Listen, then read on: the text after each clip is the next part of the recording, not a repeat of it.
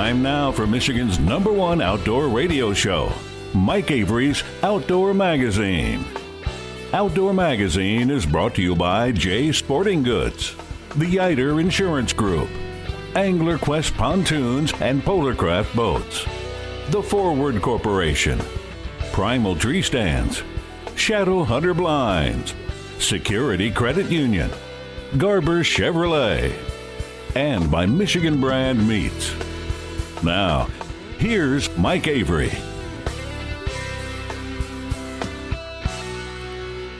Well, thank you, Ken Hunter, for that introduction, and welcome to another edition of the Outdoor Magazine show right here on the Outdoor Magazine Radio Network. So glad to have you along with us as we continue this celebration of the outdoor lifestyle, a celebration of hunting and fishing and shooting and trapping and just getting outdoors, getting outside, communing with Mother Nature, getting close to the outdoors, just feeling the experience. I always say the experience is the experience. Now, what do I mean by that? I mean that just getting outside in the fresh air, the rain, the wind, the cold, the heat, whatever it is that Mother Nature happens to be throwing at us at any particular point, accepting that and knowing that we have no control over it because we can't control Mother Nature.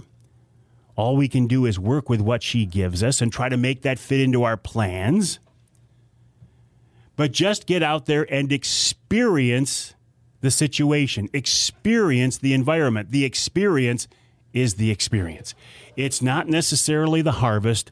It's not necessarily the kill. It's not necessarily catching a limit of fish or the biggest fish we've ever caught. Are those things nice? Absolutely. But are they the ultimate goal?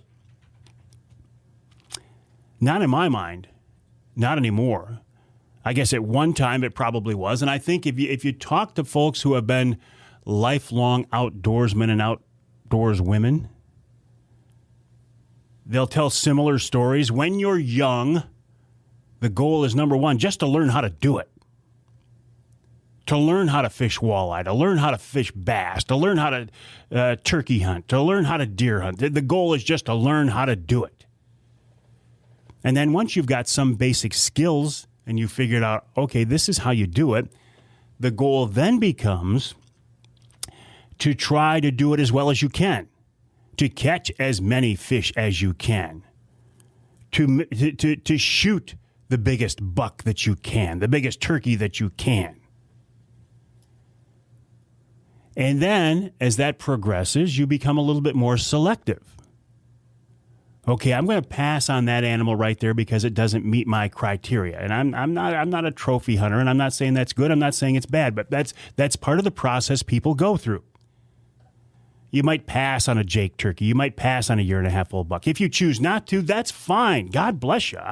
Whatever you want to do. But I'm just saying is the more people I talk to, and I've seen this in my own life, and then you get to a point where you really don't care as much if you shoot something or if you catch a limit of fish. You get to the point where you just want to be out there and just do it. Just experience it. Just experience the experience. And if along the way you can introduce some other people to this lifestyle, if you can get some kids involved, some non-hunters or anglers involved, not the antis, we'll never get them, but people who just choose, for whatever reason, they haven't been involved in the outdoors, if you can bring them along on this journey, all the better. And that's kind of where I am right now. Do I have some goals for this year? Absolutely. Am I trying to redeem myself in the upcoming turkey season? Absolutely. In fact, I got the recurve out, the Predator recurve. Still breaks my heart that Predator closed their doors. It was a business decision. I understand. But I got my Predator recurve out and shot it for the first time in several months the other day to get ready for the springtime turkey season. And I picked a very cold day. So I was all bundled up, but that's all right because you want to practice your shooting in realistic hunting situations. And because I will be hunting in a blind, as I almost always am, I was sitting in a chair. So I'm sitting in a chair, all bundled up. the very first 4 shots I took for the year, and I thought, you know what, I'm gonna put my phone, my camera, on me, and videotape me doing this, and just show me kind of warming up and getting ready for the season. And my shooting style is not textbook. In fact, some people would look at me and cringe, because when I draw a recurve, you're supposed to anchor your finger in the corner of your mouth, make sure you got a good anchor there, pause, and let the arrow go. And I try to do that, and I work on that, and I strive to do that, but I'm not very good at it, especially the first 4 shots of the season after not shooting in several months. I tend to be more of what's called a snap shooter, meaning my brain, for whatever reason, as soon as I get my finger back and it touches the corner of my mouth, my brain wants to let the arrow go.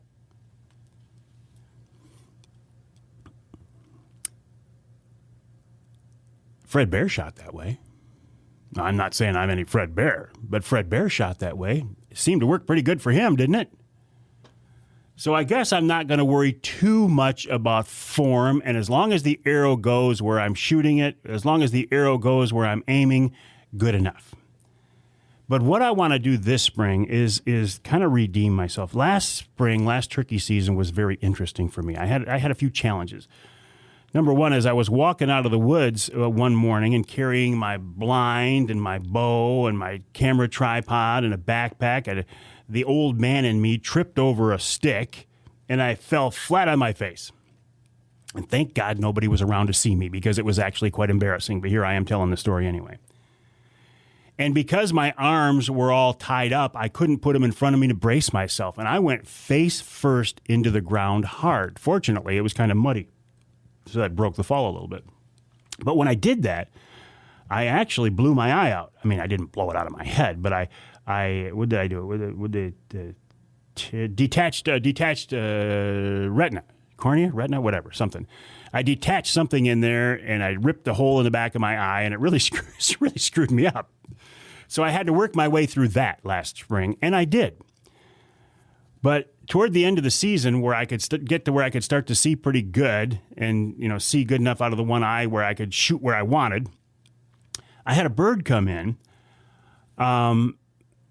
very close. I mean, absolute textbook. And I had always been told that with a bow, one of the, there are certain shots you want. Do you want to shoot them facing you? Do you want them sideways? Do you want to do a Texas heart shot? Now, a Texas heart shot is when a bird is directly turned away from you, and you take the area where the fan comes together, picture a turkey, and think of where the fan comes together, and shoot it right there. And that's called a Texas heart shot.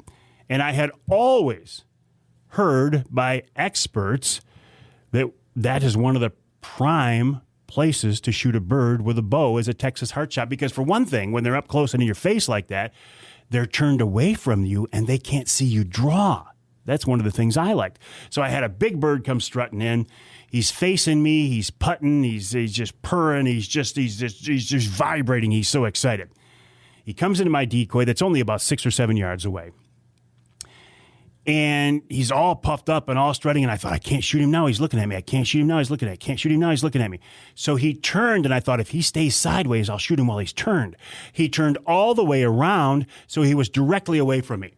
I said, there's the Texas heart shot. So I let the arrow go, and I hit within an inch of where I wanted to. So it was darn near a perfect shot. But I didn't get that bird, because it was just an inch off. The angle I was at just didn't get the job done. So I watched that bird walk away with an arrow in him. Now, hindsight, I should have got out of the blind and chased him down. 20/20 hindsight. If it ever happens again, I will do that. In talking with one of the country's premier turkey hunters, Al Stewart from the Michigan DNR, he told me that is a myth, that a Texas heart shot with a bow is actually not a high percentage shot. So now I know it, so I'll never do it again. So one of my goals this spring is to take a bird, a longbeard, with that recurve. and I will work very, very hard to do that. And, of course, I will keep you informed about that quest, that journey, as we go along. So what else is going on? It's been kind of a weather roller coaster, hasn't it? The forecast for this weekend looks pretty darn good. With the warm temps, though, the geese have come back. I love seeing geese on the pond behind the house. I don't love seeing those stupid geese in my yard. And since I live just inside the city, there's not much I can do about it. You know what I mean? Wink, wink, nod, nod to encourage them to leave. Looks like I'm going to be putting up the goose fence a little bit early this year. Walleye fishing is on fire right now. Of course, the rivers are closed except for the St. Clair and Detroit River.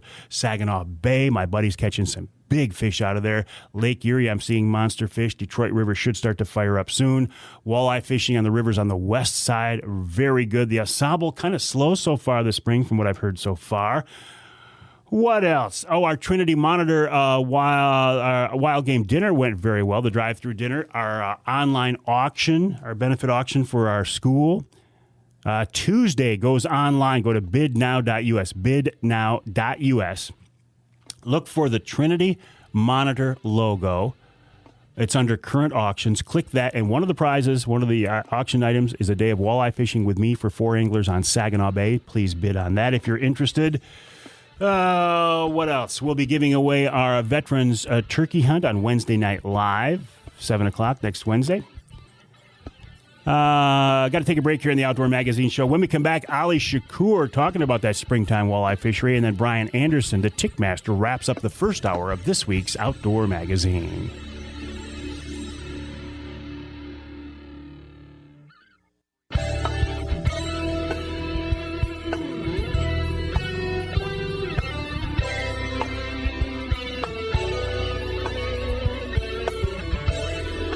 You can hear the Outdoor Magazine Show in Alpena on WZTK. That's 105.7 FM. You can hear us in Battle Creek on WBCK 95.3 FM. And north of the bridge in Iron Mountain, WMIQ 1450 AM. This segment of Outdoor Magazine is brought to you by MUCC's On the Ground program. OTG is a program to improve habitat for fish and wildlife across the state. For details, check out the Michigan United Conservation Club's website. That's mucc.org, mucc.org. And if you want to save 25% on your MUCC membership, use the promo code Mike. It's all caps, M-I-K-E, all caps, M-I-K-E, and save 25% on your MUCC membership. Talking now with Ali Shakur. You can learn more about him. He just started up a new Facebook page. On Facebook, Ali Shakur Fishing, A-L-I, Ali Shakur, S-H-A-K-O-O-R. Ali Shakur Fishing on Facebook. Ali, I'm looking forward to watching you develop that page. I'm sure there's going to be a lot of great stuff up there. Yeah, there is. I'm also going to have the webpage back up. So I'm going to have a lot of videos, some information on my research. Recently had a paper published on Asian carp. I'll have to send you the link for that. Yeah. Pretty interesting, where we did a study taking a look at the effect of Asian carp on food webs of lakes Erie, Michigan, and Huron. Pretty good paper. But yeah, so there are going to be things like that'll be going on both the Facebook page and the web page itself. In addition to my Instagram page, same thing, Ali Shakur Fishing. All right, so we can find you, Ali Shakur Fishing, online all over the place. Real quick, though, I don't want to get too far off topic, but in your research then on Asian carp, is it as big a threat as we've been told, or has it been blown out of proportion? Geez, that's a touchy subject, especially when it comes to modeling. So, I worked on the Lake Michigan model, and talking about open waters of Lake Michigan, there doesn't appear to be that much of an effect. Now, we're talking about open water. We have nearshore areas in Lake Michigan, the Drowned River Miles, Green Bay, and areas like that, there's another story. But for places like Saginaw Bay, Lake Erie, the shallower, more eutrophic or more nutrient-rich bodies of water, there's definitely an impact. Some species are negatively impacted. Some are positively impacted because of their ability to feed on Asian carp. But those are things that are going to warrant, further studies and more comparisons when it comes to different components of food web ecology in the lakes. keeping your biologist's hat on, what about the topic of taking these big spawn-laden females out of the Lake Erie and Detroit River population? Some people give anglers a lot of grief over that, saying it's you're hurting the resource by doing it. What are your thoughts, Ollie? Well, we talked about how many fish are in the lake right now. Let's do some basic math here. So let's just say a few years ago, the model said that there were 12 million fish in the lake at 4+ years old, which is about maturity, give or take. Well, when these fish mature and are ready to spawn. So if we had just 6 million breeding age females, of course, right now there are a lot more than 6 million. But with just 6 million breeding age female, let's say 250,000 eggs apiece, we know that it can be upwards of 1 million. Just with that alone, you're talking about 1.5 trillion eggs that are laid every year. When you bump those numbers up, we're talking trillions and trillions of eggs that are laid. So, taking those big females out of the system, in my opinion, is not going to hurt much. Something on the other side, I see a lot of people post, which is incorrect. Ohio DNR has done some work that shows, at least in Lake Erie, that age doesn't determine egg quality. So in Lake Erie, both your young, your fish that are just becoming mature at 4 years old, and that 12-pound female, they both produce high-quality eggs. Those legs are viable. They're not bad like a lot of people think they are. So, but with the numbers of fish in the system, the number of eggs that each one will lay, I don't think it's an issue. A couple of other things, if I can expand a little bit. Sure. And I like to use Ohio because most of the Lake Erie shoreline in the United States is there. So that's where a lot of the recreational harvest comes from. So, less than 10% of the harvest there comes from during March and April, during traditional spawning season. And of those fish that are caught, the majority of them are males. Again, those females, people post a lot of pictures of big females, but primarily those are males being taken. Now the summer harvest is more female, but if we were to have an issue with if there was a problem with females or with eggs, that would come in the summertime. But just with the sheer number of fish in the system, the number of eggs that each female can lay, taking some females out, that recreational harvest in Lake Erie with those big females, in my opinion, is not going to cause any issues. And you say Lake Erie, but that carries over to that Detroit River fishery too, right? It does. When we talk about, I mentioned it earlier, the Erie-Huron corridor. You really have to think about these fish populations in one big shot almost, where you have Lake Erie, Detroit River, Lake St. Clair, St. Clair River, Saginaw Bay. These fish will intermingle at different times of the year. Some will spawn. Some Saginaw Bay fish may spawn in Lake St. Clair. Some St. Clair fish may spawn in Erie. There are fish that have been shown to go out of Saginaw Bay and go through, under the bridge. Wow.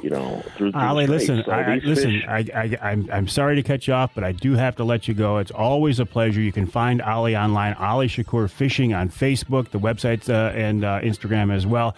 Very interesting and very knowledgeable guy. We'll take a break. When we come back, the Tick Terminator, Bryan Anderson, right here on Outdoor Magazine.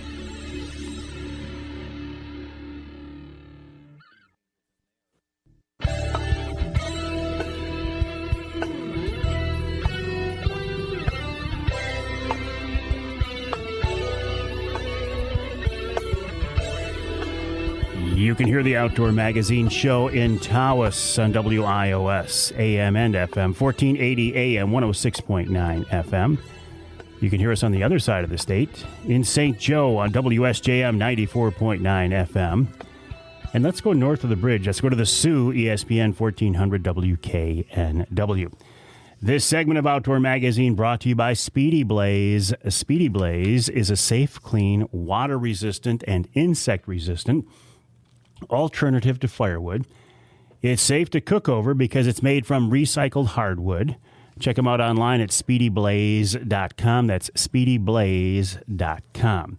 While you are online, please check out my website, MikeAveryOutdoors.com, and go to this website, thetickterminator.com. Thetickterminator.com is the brainchild of Bryan Anderson, who is the tick Terminator, and joins us now on the Outdoor Magazine phone line. Bryan, welcome back. How are you? Thanks for having me again, Mike. Love to talk to you. Well, listen, the pleasure is mine, and I was a little bit surprised. I mean, you reached out to me and said, hey, it's time to talk about ticks. I had a friend reach out to me and said, hey, I found a tick in the woods the other day. It just seems a little early to me, Bryan. Well, we had kind of a mild winter, and hopefully winter is done. I know sometimes you get, a lot of snow in April. Hopefully we won't this year, but anyways, you never know. You never know.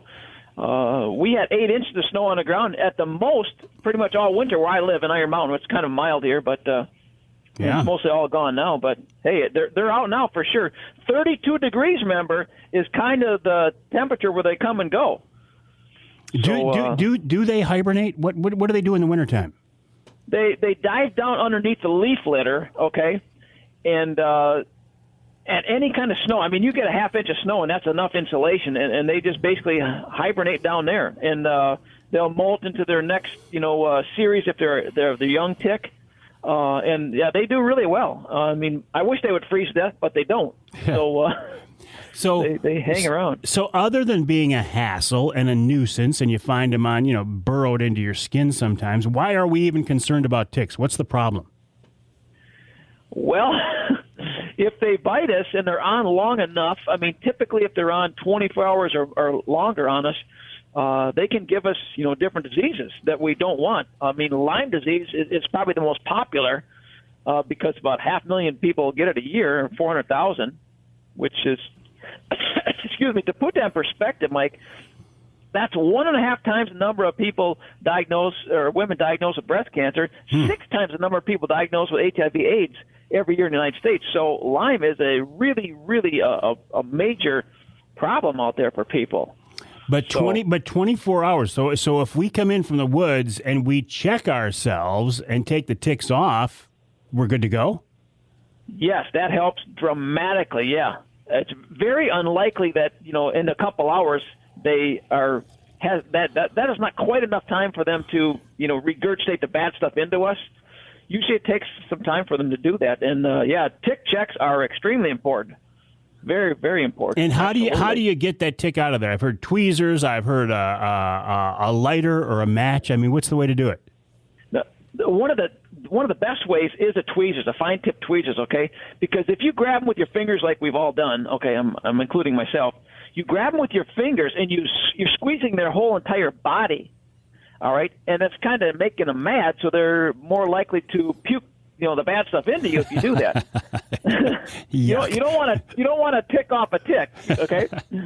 So anyways, with the fine tip tweezers, that's getting right at the very base of the skin. You're hardly touching their body and pull it up, okay? Another little device is called a tick key.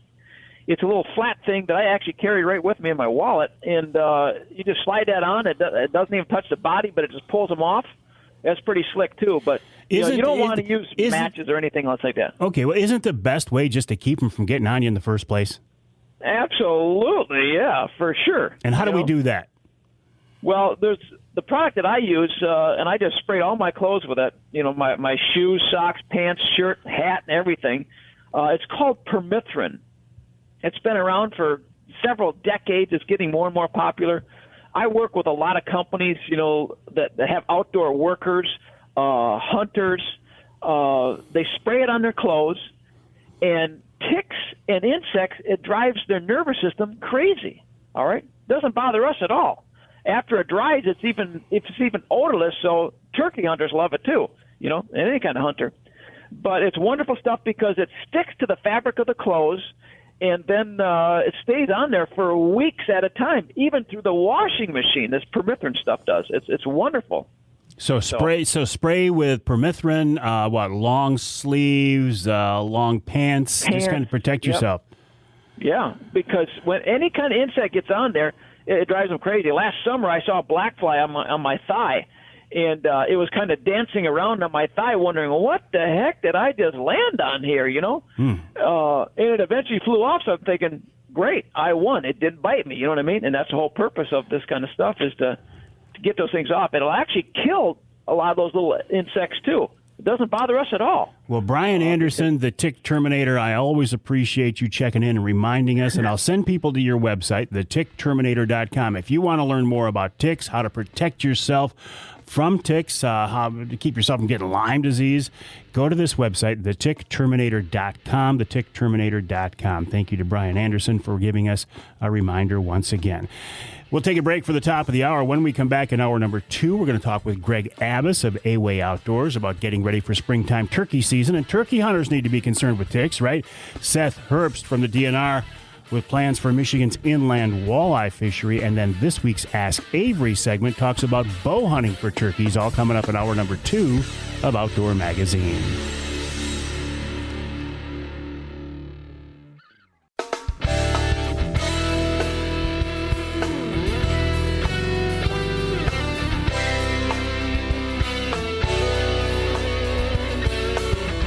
Time now for Michigan's #1 outdoor radio show, Mike Avery's Outdoor Magazine. Outdoor Magazine is brought to you by Jay Sporting Goods, the Yider Insurance Group, Angler Quest Pontoons and Polarcraft Boats, The Forward Corporation, Primal Tree Stands, Shadow Hunter Blinds, Security Credit Union, Garber Chevrolet, and by Michigan Brand Meats. Now, here's Mike Avery.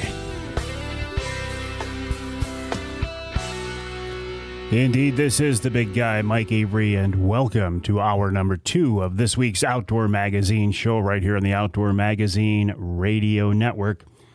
A 3-hour weekly radio program on lots of stations across the great state of Michigan. And I always say the best way to listen to Outdoor Magazine Radio, if you can, is on one of those local stations. You get your local news, weather, sports, even your local commercials. Plus, the broadcast stations get the content of the show before the podcast is uploaded. So there's another reason right there. However, if you can't listen to all 3 hours of the show on your local AM or FM station, or if you live in some part of our state not covered by the broadcast signal, the broadcast footprint, it's nice to know that the podcast is there.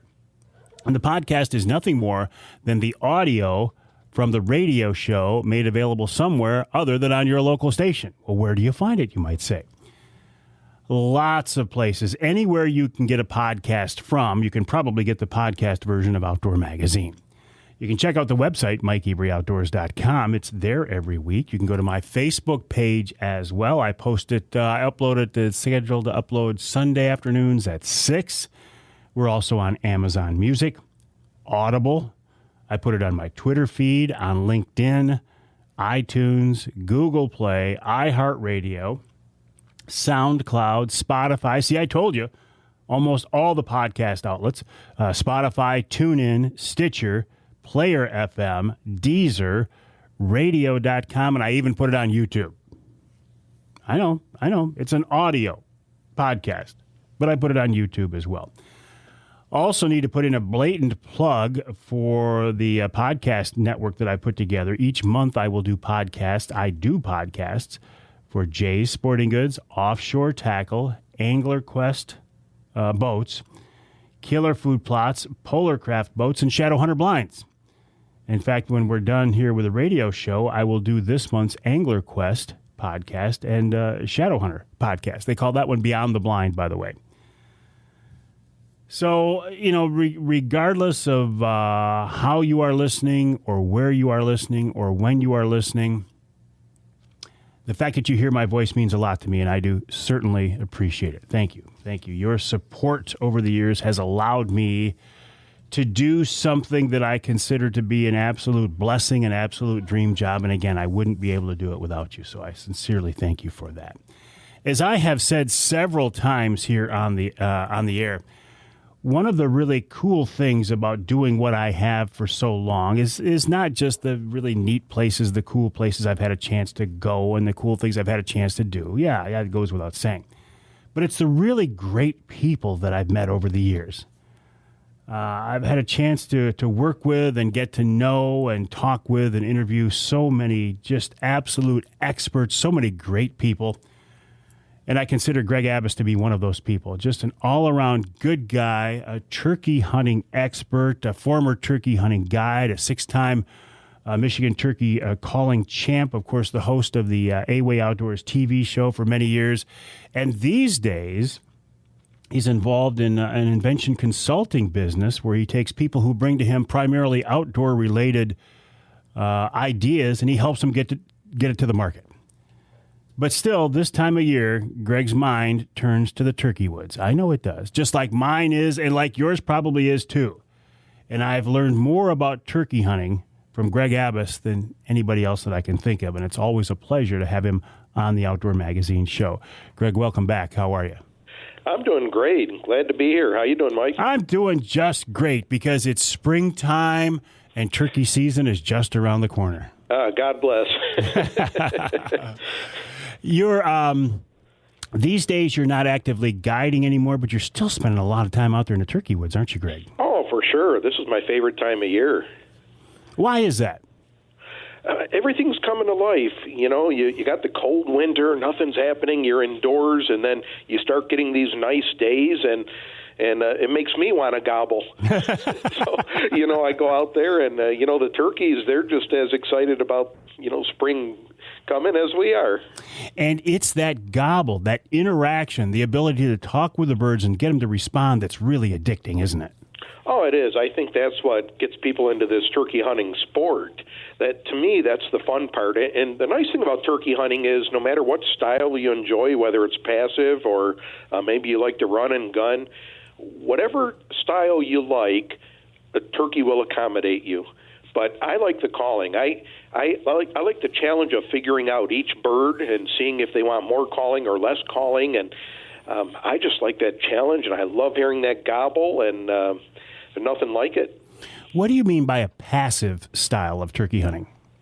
Maybe hunting a food plot with a tent blind. You know, a lot of hunters enjoy that, and if that's what they enjoy, you know, again, God bless.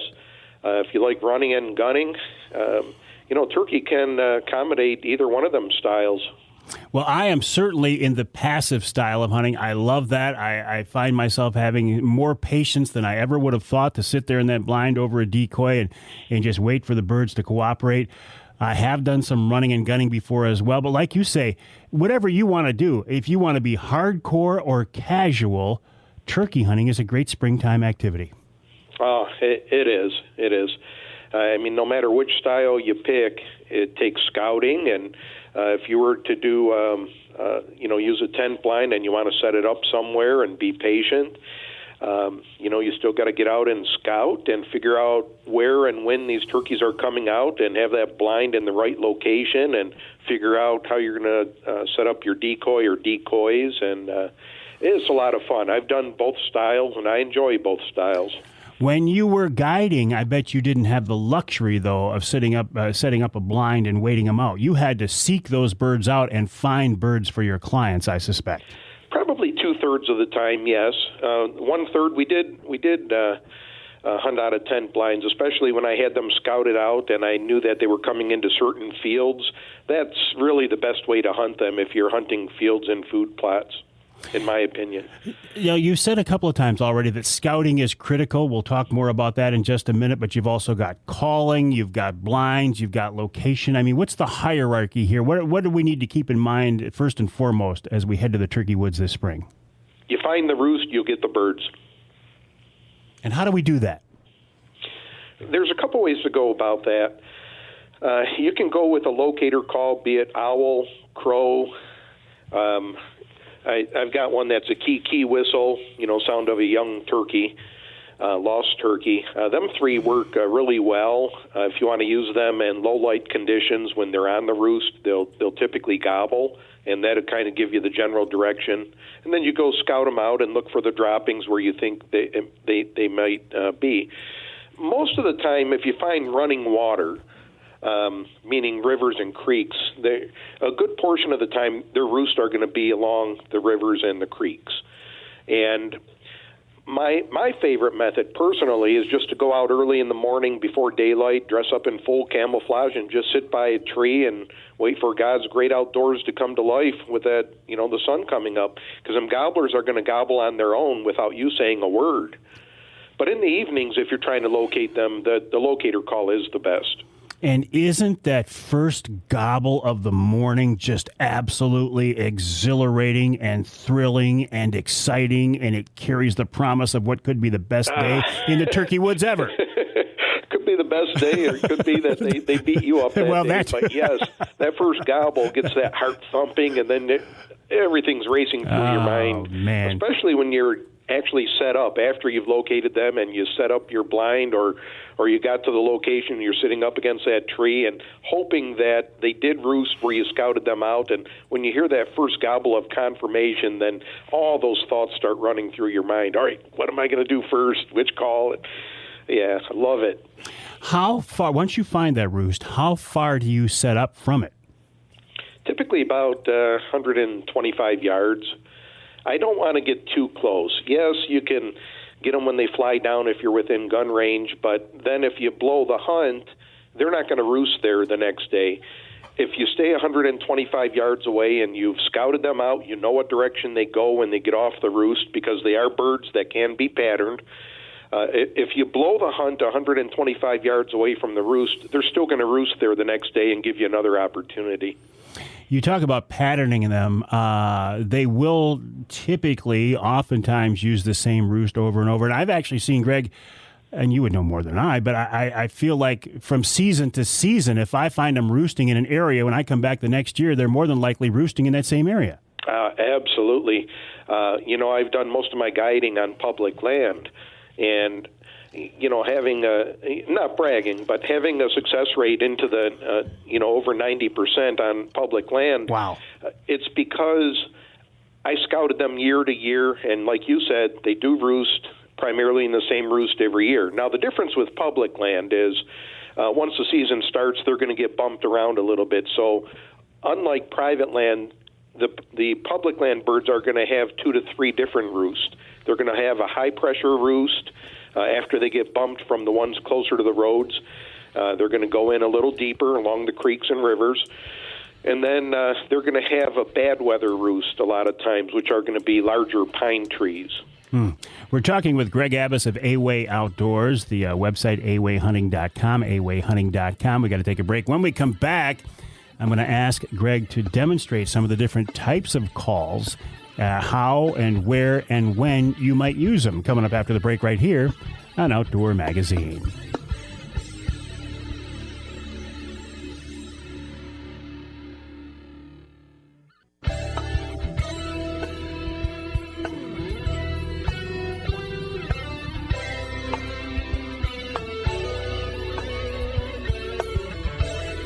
You can hear the Outdoor Magazine show in Caro on WKYO, that's 1360 M, also WIDL 92.1 FM. And you can hear us in the northern part of the lower on Big Country Gold, WCBY, AM and FM, 1240 AM, 100.7 FM. This segment of Outdoor Magazine is brought to you by Reader Landscaping. My friends at Reader are getting busy to have a busy time of year again. I was talking to them just the other day about what I want them to do with my yard. They will, I will mow it, but they'll take care of the insect spray, the fertilizer. They'll trim the trees. They'll open up the sprinkler system. All the types of things that I don't want to do.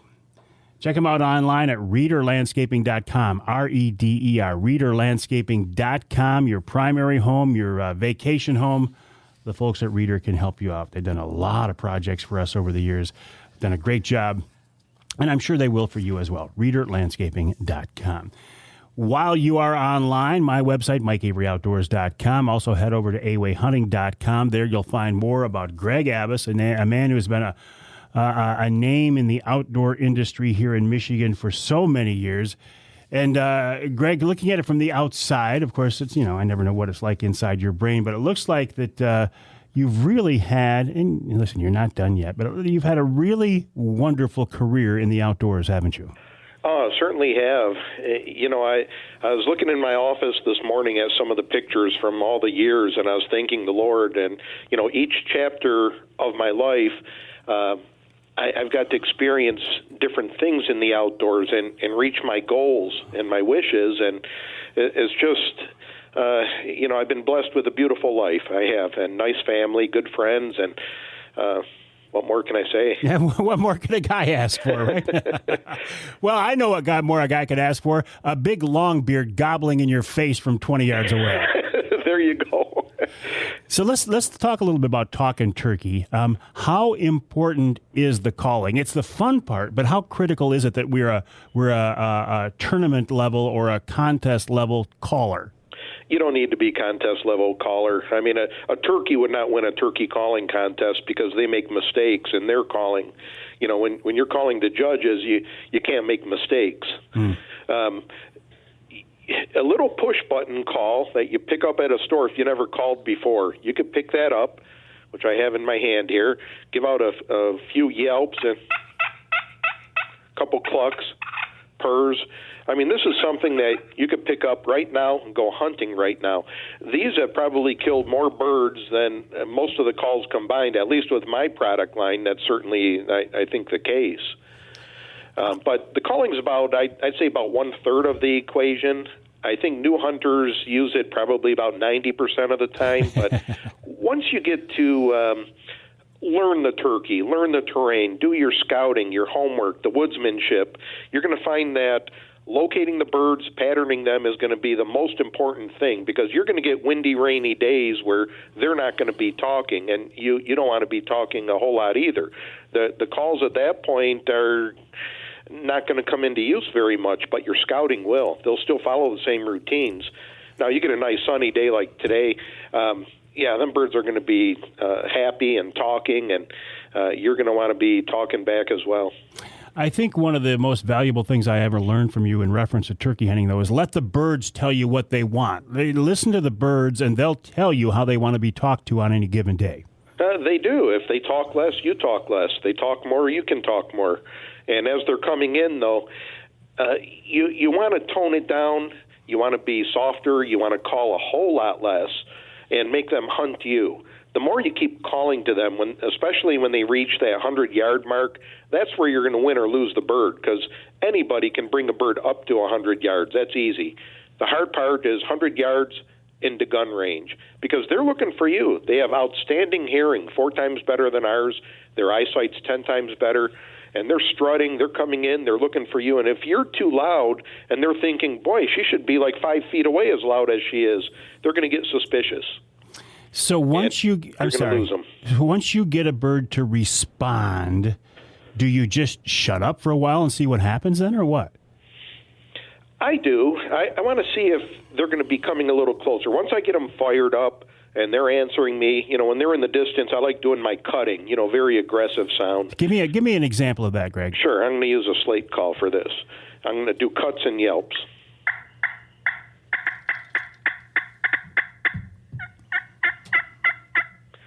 That's what I use when they're in the distance and I want to get them fired up. That's telling him that there's a hot hen over here and come on over. And he's going to gobble, and I am going to shut up for a while and just listen to see if his gobbling activity is getting closer. If it is, you need to call little to none.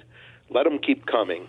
When he reaches that critical 100-yard mark, that little push button call is the one I like to use the most, because it only takes one finger movement, doesn't take up both hands, and I'm going to turn my call to a low volume setting. This push button has a volume control, and I'm going to point the call behind me.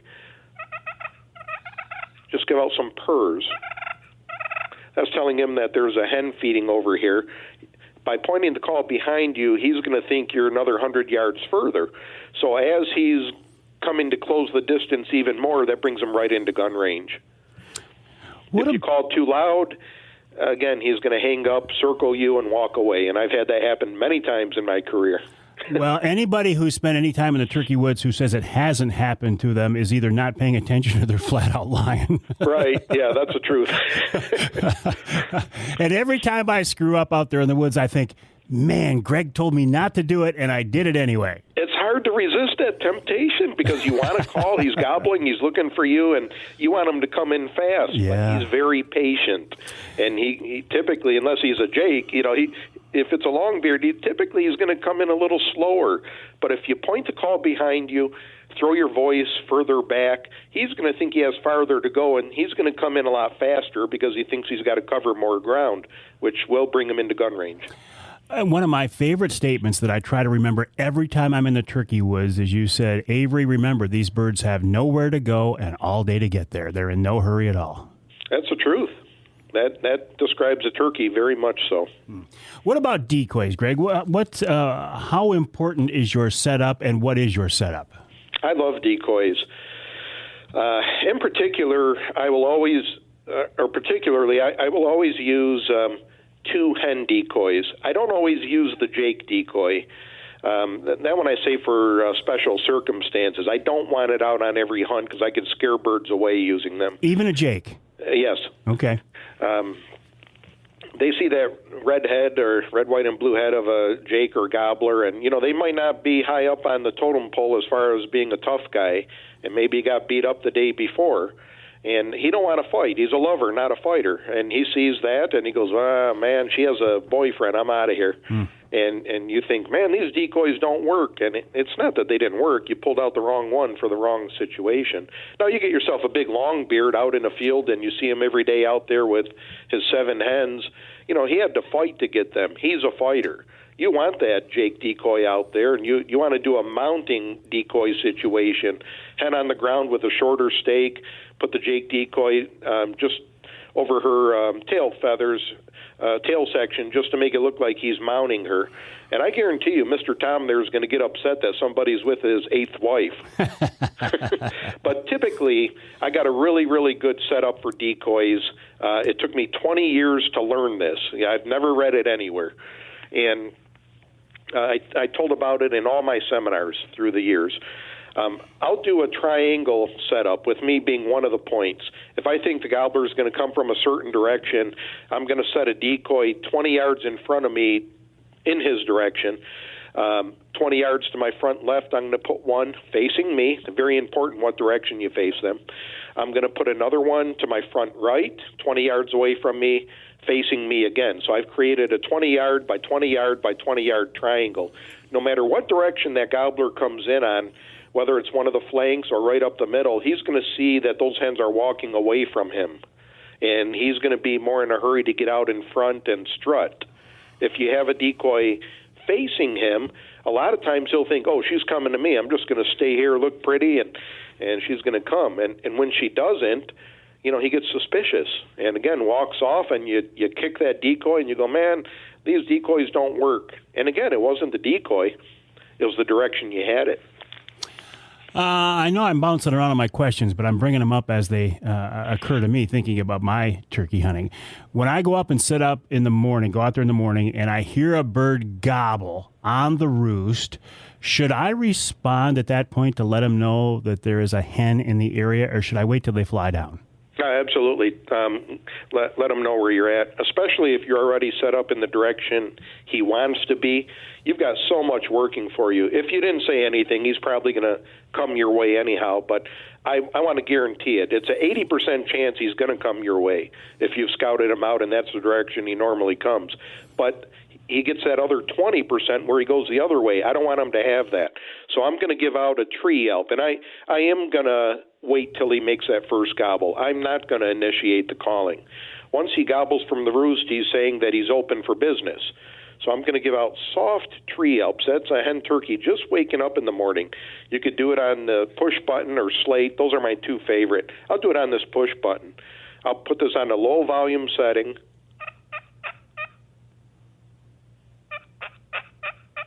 Low, gravelly sound, 3 to 5 notes.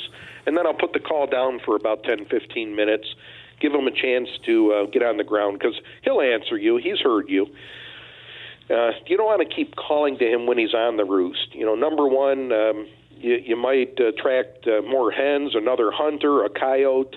You I don't want to keep them talking. I know, but it's so much fun because then the roost, he'll gobble right back at you every time almost. If it's they do, but the thing is, from the roost, they could really see you, too.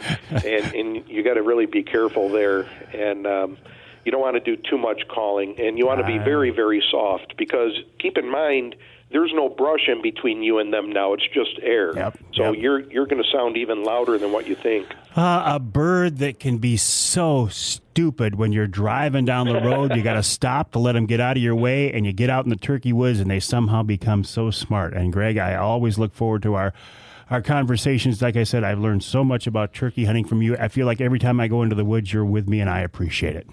Well, I'm glad you think that, and certainly you're an outstanding turkey hunter.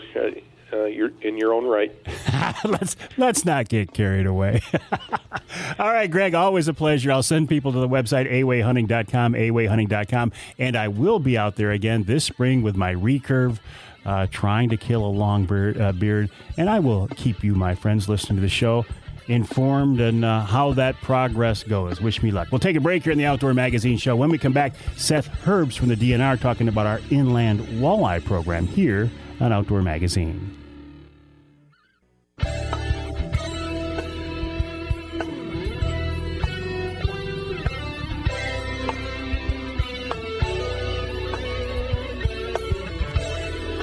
You can hear the Outdoor Magazine Show in Flint on our newest affiliate, though a long-time affiliate, Sports Extra WTRX 1330 in Flint.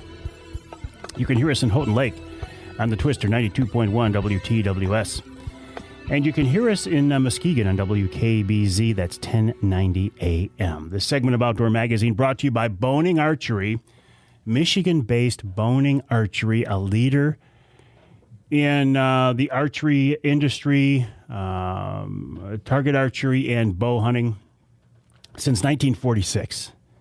And that means this is their 75th anniversary. For 75 years, Michigan-based Boning Archery has been making quality products for archers and bow hunters.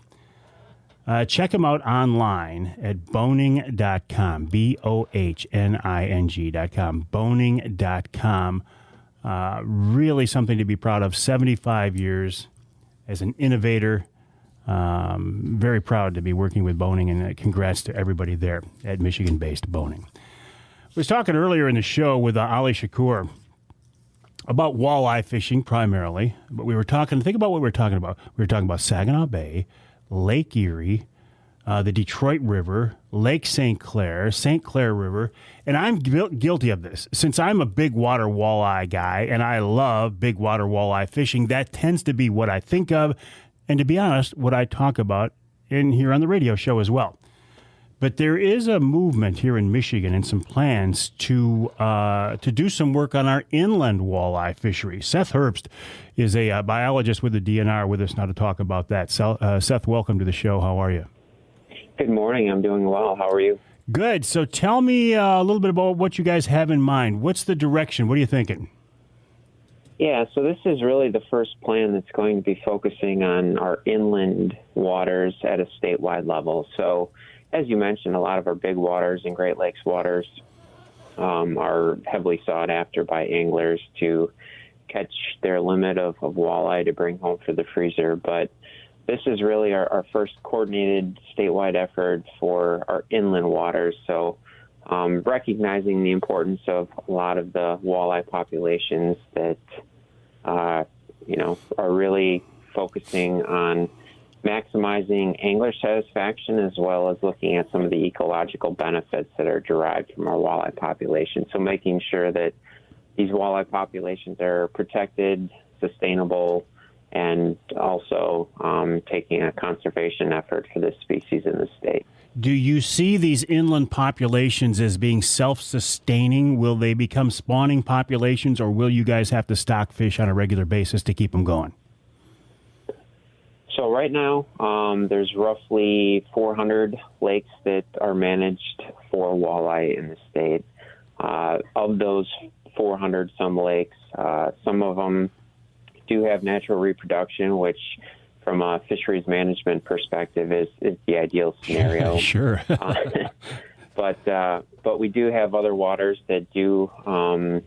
require a little more aggressive management efforts, and stocking is one of the tools in our management toolbox that we need to rely on to make sure that we're enhancing populations, both from an ecological perspective, but also to make sure that we're aligning with angler requests and angler satisfaction as well. Will those eggs come from the Tittabawassee, the Muskegon? Where do you get those eggs, Seth? So we get them from a number of different locations. The Tittabawassee River used to be an egg collection site for us, but because of viral hemorrhagic septicemia, which is a fish virus that has caused some pretty significant die-offs in the past, we've moved those egg takes over to the western portion of the lower peninsula, as well as a pretty big egg take that we have up in the upper peninsula as well. So where are you in this plan? I mean, obviously we have inland walleye fisheries right now, but is the plan to boost this up? Where are you at in the process? So right now we have a draft plan that we distributed out about a couple of weeks ago to receive external feedback. So really what we want to see is anglers take the time to review what we drafted and provide their feedback. So we've developed a unique email address to receive their comments and recommendations on our draft plan, and ultimately we're hoping that we hear from our anglers by the deadline of April 1st. What's that address? I want to get it out before we run out of time. It's DNR/walleye@michigan.gov. DNR/walleye@michigan.gov. And if you have any thoughts on this, and where do we see the draft of it? The draft is available on our website. Michigan.gov/DNR? I can follow up with you, but it's michigan.gov/walleye. /walleye. Okay. /walleye, yep. So we do have a unique web address for this issue in particular. Perfect. So the website, if you want to see this plan, is michigan.gov/walleye. And if you want to follow up with the DNR, the email address, dnr/walleye@michigan.gov. Seth Herbst, appreciate your time. Good luck on this. There's a lot of interest in walleye here in Michigan, and I think you'll make a lot of people happy by doing this. Appreciate your time. All right. Thank you, and have a good day. All right. The website again, thank you, Seth Herbst. The website, michigan.gov/walleye. And please take a minute to let the DNR know what you would like to see. I mean, this is actually quite an opportunity, right? People gripe about the DNR, but they're giving you an option. Tell us what you want. Tell us what you'd like to see. You can't ask for much more than that. We'll take a break here in the Outdoor Magazine Show. When we come back, this week's Ask Avery segment, talking about turkey hunting, bow hunting for turkeys, and some thoughts on getting started that direction after the break right here on Outdoor Magazine.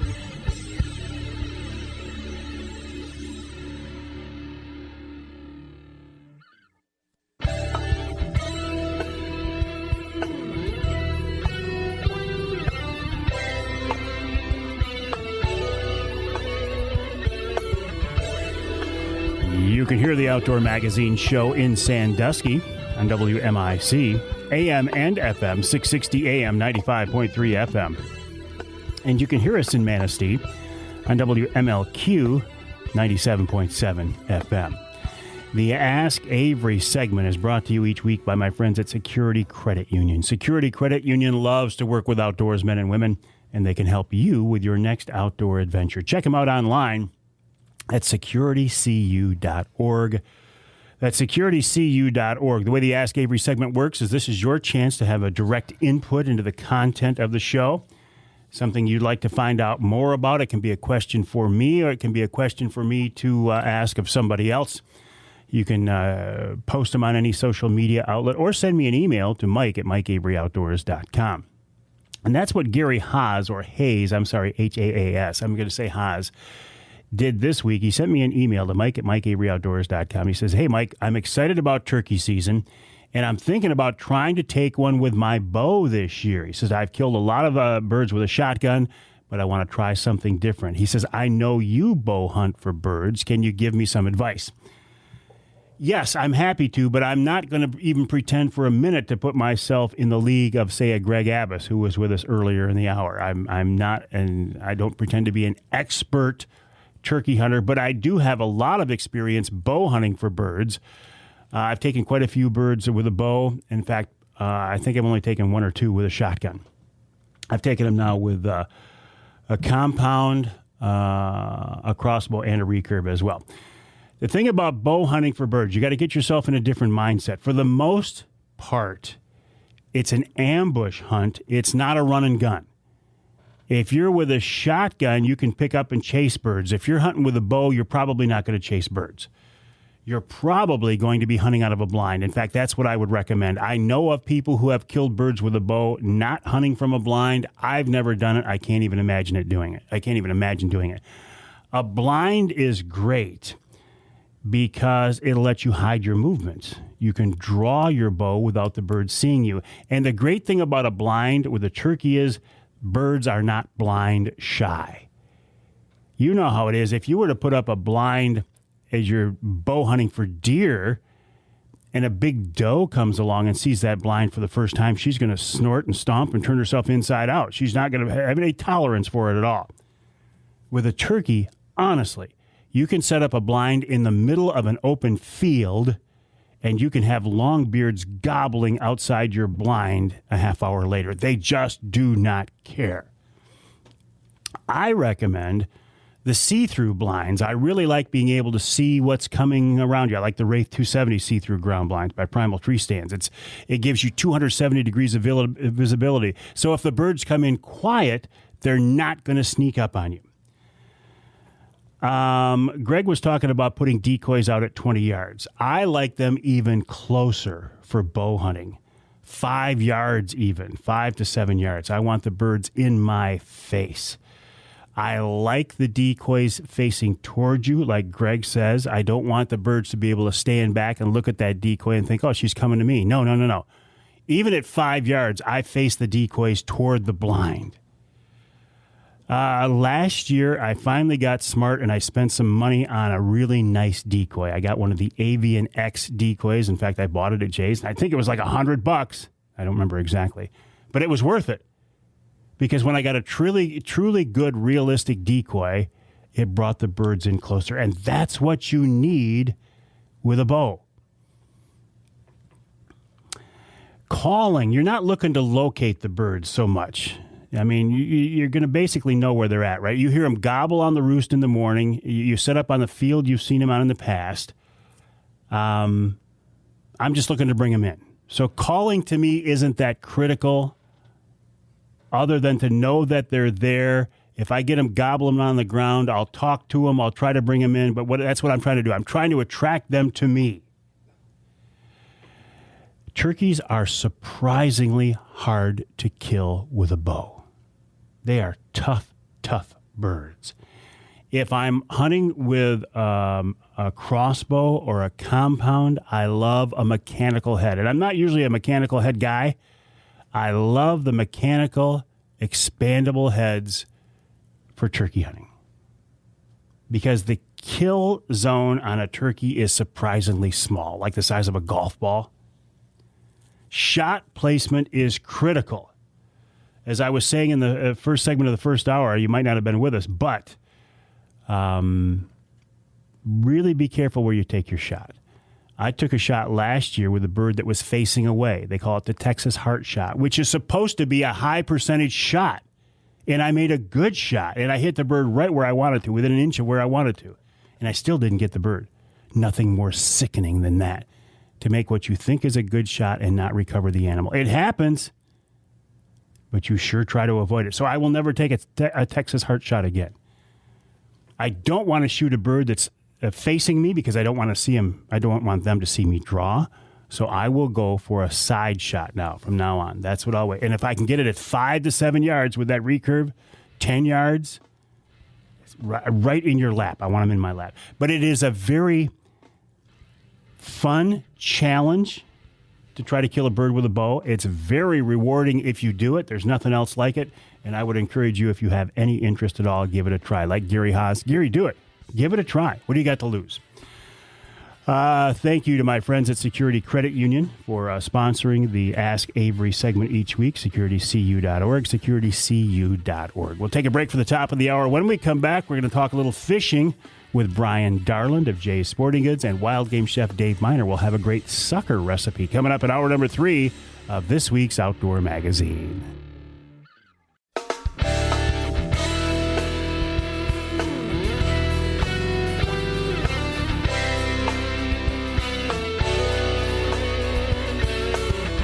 Time now for Michigan's #1 outdoor radio show, Mike Avery's Outdoor Magazine. Outdoor Magazine is brought to you by Jay's Sporting Goods, the Yider Insurance Group, Angler Quest Pontoons and Polarcraft Boats, The Forward Corporation, Primal Tree Stands, Shadow Hunter Blinds, Security Credit Union, Garber Chevrolet, and by Michigan Brand Meats. Now, here's Mike Avery. Well, thank you, Ken Hunter, for that introduction, and welcome to hour number 3. 3 hours of Outdoor Magazine. Can you believe that? People say, what do you talk about for 3 hours? Well, to be honest, most of the 3 hours is not me talking, fortunately. It's me asking questions of my expert guests and letting them talk. But as far as the topics here on the show, you know, it's never really a problem. How do you come up with something new to talk about for 3 hours every week? Hey, listen, I'm here in Michigan. Michigan, one of the most beautiful, wonderful places in the country if you're an outdoor lover. If you love to hunt and fish and shoot and trap like we do, right? Always plenty of topics to talk about. What I do is I just follow the seasons. I think about, you know, what I'm doing in the outdoors right now, what my friends are doing in the outdoors right now. Or, for example, if it's ice fishing, what I would do, what if I was an ice fisherman, what I'd be doing. But it's easy. There are so many different topics, so many different seasons, so many different outdoor activities here in our great state. Enough outdoor and conservation-related issues and topics to talk about as well to fill in the gaps. I mean, it's never a problem to find something to talk about here on the Outdoor Magazine radio show. And because I've been around for a while, I know who the experts are. I've said this 1,000 times, and I'll say it 1,000 more. I am not an expert on just about anything. I'm not an expert hunter. I'm not an expert angler. I am a passionate participant, and I have some level of knowledge, but I'm not an expert on anything. I really don't even think I'm an expert on broadcasting or podcasting. But because I've been around for a while, I know who the true experts are, and I know who to go to talk to when I want to learn about hunting and fishing related topics. And right now, I want to talk with Bryan Darland of Jay's Sporting Goods. Boy, Bryan has spent several years at Jay's now. He was in the fishing department. He was the fishing department. Well, he was the manager of the Claire store. And now, if I remember right, he's a buyer for the fishing department, and he's also an avid angler as well, and he's with us now on the Outdoor Magazine phone line. Bryan, welcome back. How are you? Hey, doing well. Thanks a bunch for having me again. It's always a pleasure. Always a pleasure. So I'm accurate, right? You're now the buyer for the fishing department? Yeah. Purchasing most of the goods here for the fishing department at both stores, and it definitely keeps us busy, especially with the way the market's been lately. We're always seem to be chasing product and trying to keep our shelves full as best we can. Everything's on an upswing when it comes to fishing, and we're real fortunate to be in this position. You know, we hear so much about the equipment shortage on the hunting and shooting side of things, the ammo shortage, the gun shortage. Are you seeing something similar on the fishing side as well? Very much so. I mean, we're getting a lot of products in. Our spring books have come in a lot of cases, but we do have a lot of back orders that are still out there. Rumors are that there's a lot of things that are caught on boats out on their way from across seas, and and when it comes to domestic stuff, they're just struggling to get a lot of the materials to be able to make the things that we want to here as well. So it's definitely a shortage, and as far as supply goes, but on the other end, if the demand wasn't as high as what it is now too, I think we'd still be okay, but there's so many new people out fishing and so many people that are enjoying the outdoors like you and I it's really great to see, and it's a great problem to have is trying to chase the product. So I'd much rather be in that position than looking at it. Yeah, if there's one good thing to come out of COVID, it's this renewed interest in the outdoors, huh? Absolutely. I mean, the renewed interest in the outdoors last year, the estimated increased numbers of fishermen across the country was just awesome to hear about. And we'll kind of see how things roll in the future. But, if we can retain half of the new anglers that we've had in 2020 with COVID year and stuff, if we can retain half of those over the next few years, we've got a long time of great fishing society coming to us. So, and will you get people who come into the store and say, "Hey, I'm new to this. I have no idea where to start. Help me out"? Absolutely. I mean, we get that almost daily, it seems, right now. We've had a lot of people roll in that are, hey, I fished when I was a kid. I haven't done it in 20 years. Can you get me set up? I'm looking for a rod and reel to kind of get me going. And these are the people that we can see in the future going out and maybe investing in their first boat. Maybe they've got grandkids now, or maybe they've got their own kids now that they're looking to get on the water. And, just to be able to see that kind of growth and whatnot really gives us a regenerated spirit of what the future is going to hold. And what do you tell these people when they come in and say, "Hi, I'm green as can be. I'm a newbie, but I'm very interested." What direction do your guys send them in, Bryan? Well, what we do is, we start out and kind of figure out where they're going to start fishing. If somebody comes in and says, well, my grandparents had a cabin on a lake local, we're wanting to get out there and just kind of see what we can catch. We might start them off with some panfish gear or some bass fishing gear, maybe even some pike gear on these local lakes that are real good for that aspect. If there's someone that says, I want to get deep into going out on the bay, then we attack it a little differently. We take a hold of their thoughts on what they might be thinking of doing, maybe some rod holders, maybe some planer boards, maybe rod trees or something of that nature, and kind of go with it based on where they're going to be more so than anything. Because your people there in the stores see such a wide range of customers, you've got to have the right people working for you, because they got to be able to handle that person who's just coming in who knows nothing, and somebody who maybe has been fishing for 40 years and is at the opposite end of the spectrum. They come into Jay's looking for help, and your people have to be able to help them all.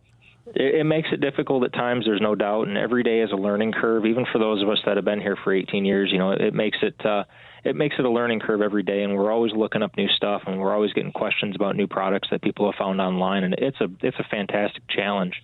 There's no doubt about that. Speaking of new product, and I don't want to get too far off track here, but I guess it doesn't really matter where our conversation goes with you, Bryan, because you're such a wealth of information. But what is new out there? What are you seeing? Any categories, any particular pieces of gear that people just have to have when they walk in the door these days?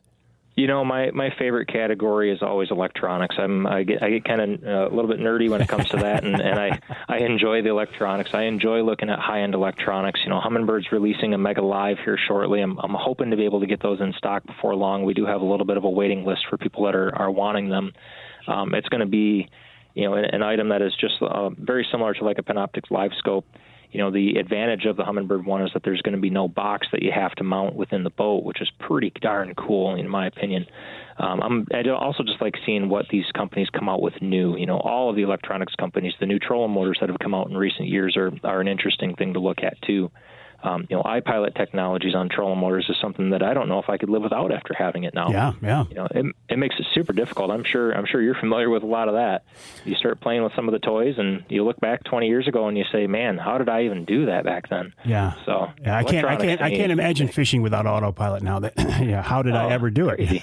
Yeah, crazy. But you talk about electronics. I'm basically a geek at heart as well, and I have been running Lowrance Electronics on my angler quests the last several years. And this year we're going to try something different.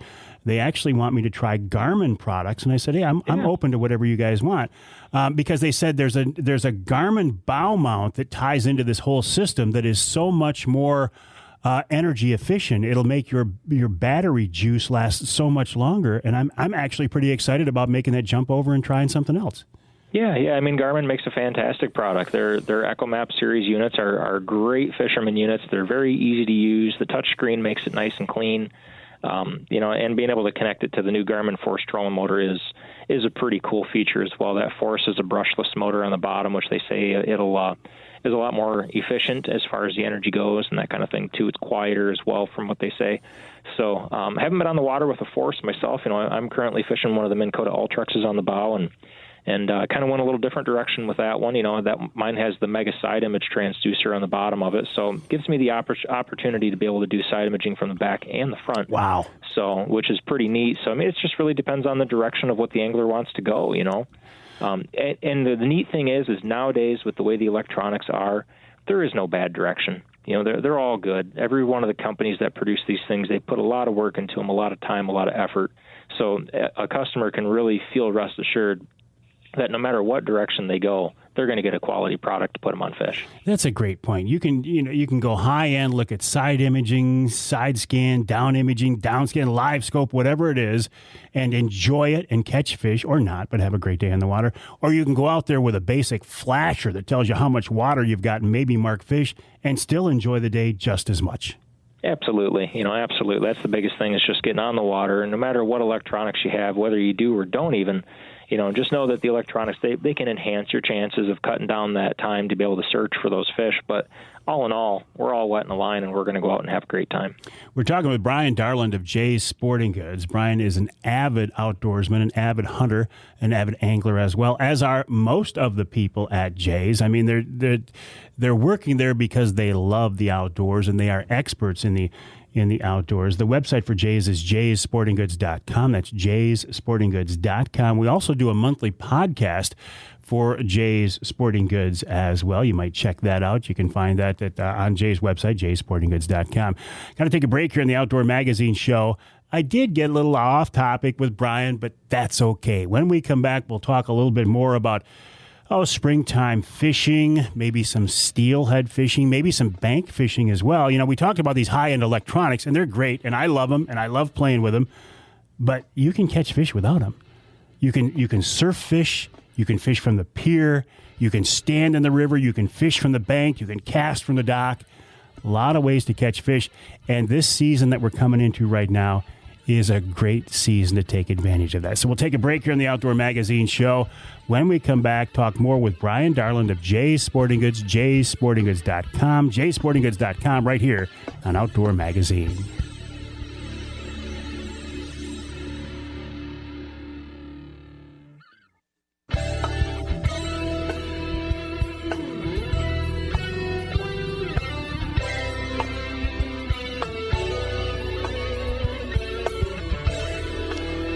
Welcome back to Outdoor Magazine. You can hear the show in Houghton Lake on 98.5 WUPS. You can also hear us in Holland on WHTC AM and FM, 1450 AM, 99.7 FM. This segment of Outdoor Magazine is brought to you by Great Lakes Charter Training. If you've ever wanted to be a charter captain, I am absolutely convinced this is the best way to go. This is how I got my captain's license. And I wouldn't have been able to do it without him. It's a week-long intensive class, and then they give you the Coast Guard exam, and they guarantee you will pass the exam. Now, it's not because they're cheating or anything like that. Nothing nefarious. They just know that you will be prepared for the exam. And if for some reason you're not ready, they'll make sure you are. And they will wait till you are because they want you to be successful in your quest to get your captain's license. And I was. And then they walked me through all the different steps, the paperwork, the background stuff, just a myriad of hoops that you have to jump through. And isn't that the way you want it to be? If somebody's going to be a licensed captain and have the ability to take people out on the water for hire, don't you want to know that that person has been trained and is qualified to do so? Captain Mel Stackpool does a great job. He's got great people working for him. Captain John Littlefield actually did my class. If this is something you're interested in, if you want to be a charter captain, fishing captain, a dive boat excursion, river tour, sightseeing, sailing, whatever, towboat captain, if you're going to be on the water for hire, you need to be a licensed captain, and I think Great Lakes Charter Training is the way to go. Check them out online at glctraining.com, glctraining.com. While you're online, please check out my website, MikeAveryOutdoors.com. And then head over to jsportinggoods.com. jsportinggoods.com, of course, the website of Michigan-based, family-owned outdoor superstore, Jay's Sporting Goods, stores in Clare and Gaylord. I've worked with the folks at Jay's for many, many years. Many, many years. I appreciate their partnership. I also appreciate the fact that the people who work at Jay's are passionate, experienced experts in the outdoors, including Bryan Darland, who is the buyer for the fishing department and an avid angler as well. Bryan, this is a great time of year if you love to fish, isn't it? Oh man, everything is blooming right now. You know, we're looking at the lakes that are starting to have some ice pull off it here in central Michigan. I know southern Michigan, a lot of the people are out there launching boats right now. You know, the Great Lakes are opening up as well. I've seen some pictures of people that are out looking for browns, and I know some people are going to be looking for walleye pretty quick here as well over on the bay. And, you know, as well as our steelhead fisheries are gangbusters right now and just going crazy. So lots of opportunities there, both east and west side of the state, for a silverfish that's up trying to do their spring thing. Just an aside, a buddy of mine was out on the bay last week. He picked one of the very windy days. I'm not even sure he was out there, but man, did he get into some nice fish. So just tuck that in the back of your mind when you can get out there. They're waiting for you, Bryan. Perfect. I can't wait. I'm looking at maybe this weekend. Oh, excellent. Now, what about steelhead? I often talk with Captain Paul Schlafly of Riverside Charters out of Manistee here on the show because I think he's one of the best. But when we talk with Paul, it's always a focus of fishing from a boat. Let's talk a little bit about bank fishing or shore fishing. Steelhead, when they hit the rivers, are a fish that you can really target with minimal gear, aren't they? Oh, absolutely. I mean, a guy can put on a pair of hip boots, he can put on a pair of waders, and he can just go for a walk. You know, find the rivers that don't have anything obstructing the path from the steelhead from the Great Lakes. And, you know, there's a ton of them all over the state, both east and west side. And just go for a walk and go looking for the holes and through there. And before long, you'll be able to see polished beds up on top. And there will be fish that are up there doing their thing before long, too. So you can really have a great time and cover a lot of ground and get some good exercise, too. Are you looking for those deep holes? Are you looking for the gravel shallows, the outside bends? What are you looking for specifically? You know, early in the year when the water's a little colder, you're typically looking for those holes that kind of pocket the fish and hold the fish because they use those as their transitional waters in order to migrate their way up to a lot of the spawning grounds. You know, for instance, you look at like the Marquette River. You know, if you're fishing the lower stretches, you're going to be looking for those runs and the deeper runs. And this is the time of year now where float fishing is still good, but we're going to be creeping into a lot of drift fishing before long. Where guys are able to kind of bounce bottom and finding those deeper gravelly holes is kind of the key coming up here, and then you'll be able to see them come right up on top of the big gravel reds on top, and you know, the fish will be up there doing their thing before long too. Float fishing versus drift fishing, what's the difference? Well, float fishing is you have your float up top that is it's suspending a weight, and it allows you to be able to put your presentation, whether it be, you know, a bead, an egg sack. A lot of guys run tandem flies in certain instances, you know, and you try to put that right at the fish's nose. So that way, you know, they almost can't refuse it. It has to be more of a reaction bite at that point. So the nice thing about float fishing is in a lot of holes, there's so many sticks and wood and that kind of thing on the bottom that if you're float fishing, sometimes it'll pull it right over top of those, and it won't let you hang up near as bad. Now, you do want to be near the bottom most of the time when you're float fishing, so have your presentation right down there in order to have it near the fish's face. But and then drift fishing is the old traditional. You know, you have some lead up the line, you have your hook down low, and you cast out the old traditional way that I grew up doing it was just with a spawn bag on the back or a yarn fly on the back and running a three-way with a dropper lead kind of thing. And a lot of guys like the free sliding weights, the old slinky weights and that kind of thing. And, you cast it out there and you let it hit the bottom, then you let the current take it down river. While that lead is ticking the bottom, it's allowing that presentation of whatever bait you have on the end, whether it be eggs or beads or yarn flies or even just stone flies or something of that nature, right at the fish's level, just above the bottom. And steelhead are pretty keen. They see that stuff coming, they reach over, they snap onto it, and bango, you got them. I used to spend quite a bit of time on the Ausable fishing that way, but I'll be honest with you, I never really got to where I considered myself very good at it. Float fishing, I never tried, but would seem to be maybe a little bit easier because it's like watching a bobber. It is. It reminds you of being a 5-year-old kid in the old John boat fishing bluegills. The bobber goes under, you set the hook, you catch a fish. You know that. And in a lot of cases, all you're doing is you're bluegill fishing for 7 to 15 pound fish. So it gets to be a lot of fun. So float fishing is one of my favorite things to do for steelhead. I don't know. There's something about that float dropping and being able to rear back on a fish. It always gets me. And steelhead are they're such a special fish, aren't they? They are special. I enjoy them a lot. They have great colors. They're such a unique fish. The way their body makeup is onto them, they're just a gorgeous fish. There's something special about them. I think they're to me they're pretty pristine. We like to, and they're not bad for table fare either. As far as killing a fish or two here and there, but we do like to put quite a few in back in order to keep them for stock. Because in a lot of cases, those fish will go up, they'll spawn, and they'll go back out to the lake and do their thing and come back up the river for years to come. So it is nice being able to keep them in there in a lot of cases, too. That is an interesting point. It's not like a king salmon. It's not like a Chinook salmon that will spawn and die. A steelhead will spawn, and a lot of them will head back out and come back and spawn again a couple of years later. Absolutely. So they kind of help regenerate their own species in that light. They'll go up, they'll do their thing, they'll head back out to the lake, they'll live out there. So as far as killing them, I enjoy putting the majority of them back, but like I say, they are pretty good table fare too. So, trying not to be greedy and, maybe clean 1 or 2 fish, that kind of thing. And just enough to give yourself a little taste and kind of move on about it. You mentioned that you knew of some folks who were out of Lake Michigan fishing the shallows for browns. That's an interesting early season fishery too, isn't it? Oh, yeah. That's something pretty fun. They get really tight up to the shore. In some cases, you're basically banging your planer boards right off the rocks or right off the sand, someplace really tight. And those fish are up kind of cruising those flats, looking for bait and that kind of thing. And it can be a ton of fun. It's just a very unique style of fishing. Do you like the big double skis or the smaller inline boards when you're fishing browns like that? I'm an inline board kind of guy all the way through and through. I enjoy using them better. I like them for being able to clear lines. If you get one that's fouled up or you catch a fish on one and you're trying to run them at certain depths or try and be creative, browns typically not so much, but I just like the way the inline boards work because I can pop them, I can release them, bring them up right behind the middle of the boat, clear them out of the way, have all my other stuff running at the same time.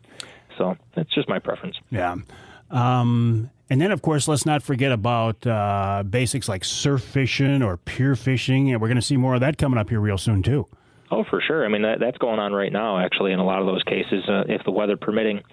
Great Lakes did drop a little bit, so the piers should be a little safer, I would assume, for navigation with ice and water spillover and that kind of thing. But you always want to be careful. You always hear stories of people that are trying to get a little bit too close to some of those rocks, and you want to make sure you don't fall. So, but yeah, pier fishing is going to be great. Be some float and spawn bags, that kind of thing, doing that. Some guys go out there and they cast lures and that kind of thing, too. Well, the Great Lakes water level's dropping a little bit. That's pretty much good news all the way around. It's not a bad thing. We've had such high water levels here the last, 2 summers, I believe now. So that it really, we could stand to have the drop. A little bit less water is not a bad thing. Yeah. Well, and then you look at what's coming up here, and it's going to be a month or so. But the traditional trout season opener, the rivers will open back up to walleye, and then we're going to get bluegills and crappies on the spawn. I mean, it's just so many opportunities coming up. There is. That's the neat thing about Michigan and fishing is there are fishing opportunities in Michigan 365 days out of the year, and we can go anywhere, anytime. And depending on the time of year, most every place in the state can be 15, 20 minutes, maybe 30 minutes away from some place to be able to wet a line somewhere. And then you throw in some springtime turkey hunting, some springtime hunting for morels. You've got a pretty good day. Absolutely. There's hunting all the way around also. Bryan Darland, always a pleasure. I appreciate your time, and we'll talk again soon. Sounds great. I appreciate it. Thanks, Mike. Bryan Darland of Jay's Sporting Goods. Jay'sSportingGoods.com is the website, Jay'sSportingGoods.com. By the way, there is a new Jay's Sporting Goods podcast online right now. We recorded it with Kenny Slavens, who is the manager of the hunting department of Jay's Gaylord store. We're talking about turkey hunting. Kenny is an expert turkey hunter, so we picked his brain about that. You can find that at the website, Jay'sSportingGoods.com, Jay'sSportingGoods.com. .com. Bryan, though, a guy I've known for a long time, avid hunter, an avid angler. He worked his way up through the ranks. He started on the floor in the fishing department. In fact, I remember when my dad was still around, he was looking for a very particular rod, a very, very limber bluegill rod, and he couldn't find it anywhere. And he called Bryan. He says, here's what I'm looking for. And I don't remember, and Bryan didn't know who my dad was at all. I don't remember if he had to order it for him or if he said, we've got just what you need. My dad made the drive up from the west side of the state, and from then on, he was sold on Jay's Sporting Goods and sold on Bryan Darland. And Bryan, if you're still listening, I remember that, and I appreciate that very much. We'll take a break here in the Outdoor Magazine Show. When we come back, a few more thoughts, and then we'll wrap it all up with wild game chef extraordinaire Dave Minar right here on Outdoor Magazine.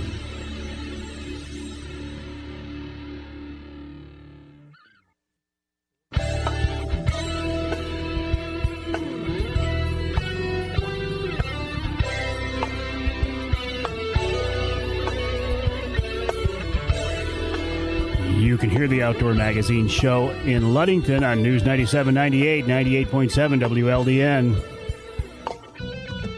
You can hear us on the other side of the state, Port Huron, WPHM, 1380 AM. Let's go north of the bridge. Let's go to Marquette, WDMJ, 1320 AM. And as long as we're going on a Michigan tour, let's go back down to the Saginaw Valley, WSGW AM and FM. 790 AM, 100.5 FM. In fact, I'm in the studios of WSGW right now. Though for 3 hours while I'm here, this particular part of the building is called the Outdoor Magazine Studio. I'm here with Pat Johnston, doing a wonderful job as always. I talk about Pat and Charlie both. I could not do the show without these guys, and I appreciate their help. Right when I said that, look what... I should have just kept my mouth shut. Anyway, Pat doing a great job. I appreciate it. This segment of Outdoor Magazine brought to you by Wilds Plumbing and Heating. Plumbing, heating, air conditioning, cooling. The folks from Wilds can help you out. Everything to keep your house warm, dry, cool, comfortable, whatever the season is. Keep the mechanics of your house running smoothly. And so you can just relax and enjoy things and not have to worry about it. Check them out online at wildsplumbingandheating.com. That's wildsplumbingandheating.com. A couple things I want to talk about before I run out of time here. I do want to remind you that starting Tuesday, the 23rd, the online auction will be open for business for Trinity Monitor. This is my church and school. But the reason I bring it up is one of the auction items is a day of walleye fishing on Saginaw Bay with me. If you're interested in bidding on this, you go to the website bidnow.us. That's bidnow.us. You click on the, I think it's called Open Auctions or Current Auctions, something like that. And it'll take you to what's going on right now. Click on the Trinity Monitor link. And again, one of the auction items is a day of walleye fishing on Saginaw Bay with me aboard the Angler Quest, the new Angler Quest. You'll get a chance to check it out for 4 people on a mutually agreeable date this summer. So if you're interested in that, I would encourage you to bid on it. The money will go to a good cause. And not to me. I'm not making any money on it. But it goes to Trinity, to the school. Speaking of fishing, don't forget to get your new fishing licenses. Now is the time to do that. While you're at it, why not pick up your hunting licenses? Turkey license as well. Leftover turkey permits are now available. If you didn't put in earlier, you can get one now. It's to the point in Michigan now, if you want to go turkey hunting, you can get a tag. Although last spring, ZZ sold out of 50,000 tags, which has never happened before. And they say it was a COVID thing. So that's why, even though I wanted ZZ and I got ZZ, I did not take the chance of waiting and picking it up after the fact. I paid the $5 to put it down as a choice, and I got it. And for me, that $5 was well spent because it gave me the reassurance of knowing I was going to get a tag. And if I've had to miss bear hunting for the last year and a half. Well, in Canada.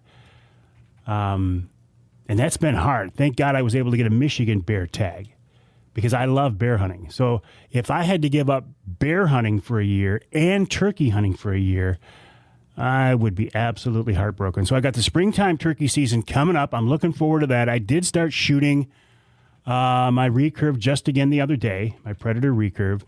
I put video of that online. It's not pretty, but I haven't drawn that bow in several months. It'll get better. And I'm not too worried about the form. I was thinking about this. I'm, you know, if you watch some of these guys online who are expert traditional archers and they have this beautiful form and this aiming technique and they come to this wonderful full draw with an anchor point and they hold it and they let the arrow go and it's just like, it's beautiful, right? It's beautiful is what it is. My shooting style is not beautiful.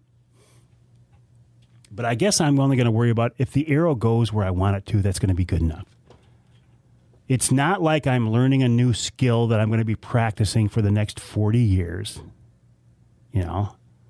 I mean, realistically, how much longer will I be able to hunt with a recurve? 10 years? I don't know what the answer is, but this is not a lifelong skill I'm learning here. This is just something to enjoy a skill while I physically have the ability to hunt with a recurve. So even though people will give me grief online about, you're not doing it right, I'm not going to worry about it. Oh, if you are a Michigan veteran and you want to get a guided turkey hunt in northern Michigan, here's how you can do it. A free guided turkey hunt. Go to Wild Game Dynasty on Facebook. Wild Game Dynasty on Facebook. Find the post about the Veterans Turkey Hunt and make a comment there about what branch you served in. And you will be entered to win. And then coming up here Wednesday night, the 25th, on Wednesday Night Live, we're going to draw the winners of those hunts. I don't know if it's going to be 4 or 6 or how many. Gary Morgan of Wild Game Dynasty is in charge of that, along with help from our mutual friend Ross Elliott. So keep an eye out for that. What else? Oh, the Wraith 270 see-through ground blind. If you want one for turkey season, you've still got time.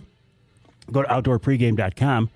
Outdoorpregame.com. Use the promo code Mike20, and you can get one for just $200. And I'm telling you, it'll be a couple of the best $200 you've ever spent. Some of the best $200 you've ever spent. Outdoorpregame.com. Promo code Mike20.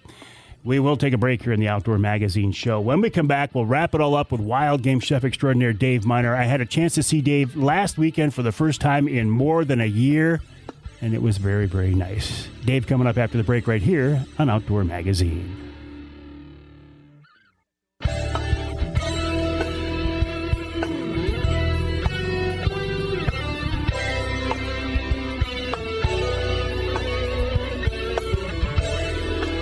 Welcome back to Outdoor Magazine. It's hard to believe it's been 3 hours since we started the show. It's flown by this week, hasn't it, Pat? It has, yeah. Pat's shaking his head. He might be just going along with me just to satisfy me. I don't know, but maybe he agrees with me. I don't know. But he shook his head, yes. My name is Mike Avery. So glad to have you along with us, and very fortunate to be able to wrap up each week's show with wild game chef extraordinaire Dave Minar. And I was really very blessed last weekend because I had a chance to see Dave in person, and I think it had been more than a year since we had seen each other. But he came out to my church and school, Trinity Monitor in Bay County, and cooked for a drive-through wild game dinner. And Dave, what a successful event! And again, we couldn't have done it without you. It was great to see you, my friend.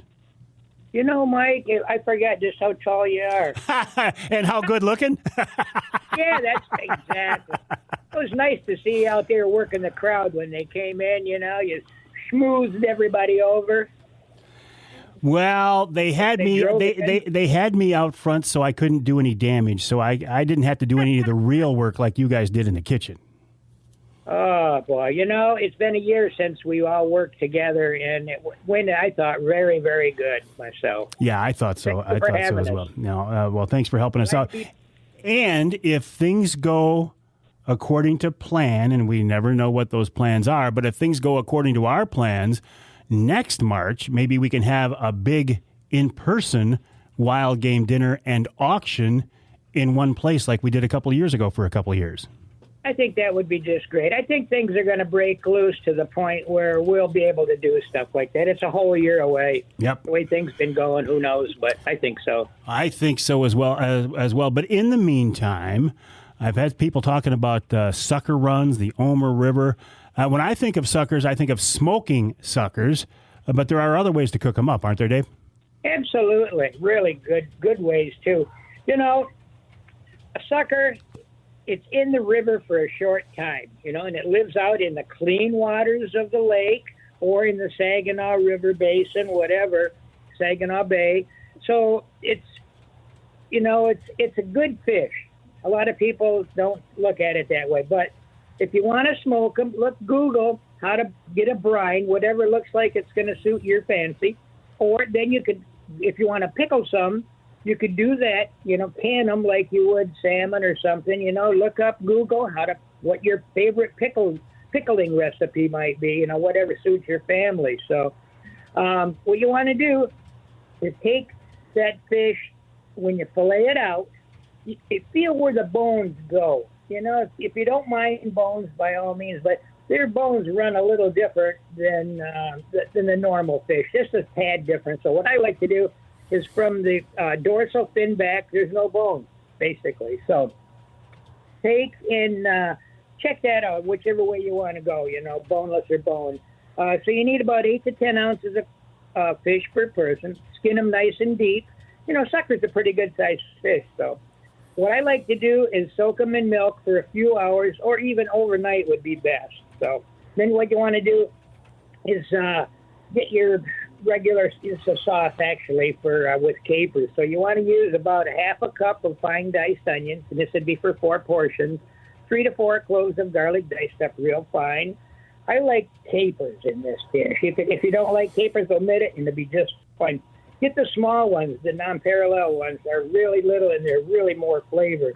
You need about 5 ounces or so of a dry white wine, juice of a lemon, a little pepper. White pepper would be good. Dried Drake's mix or Zatarain's. Zatarain's is a little spicy. You need between 1/4 and 1/2 cup jar of chicken gravy, some olive oil to saute with.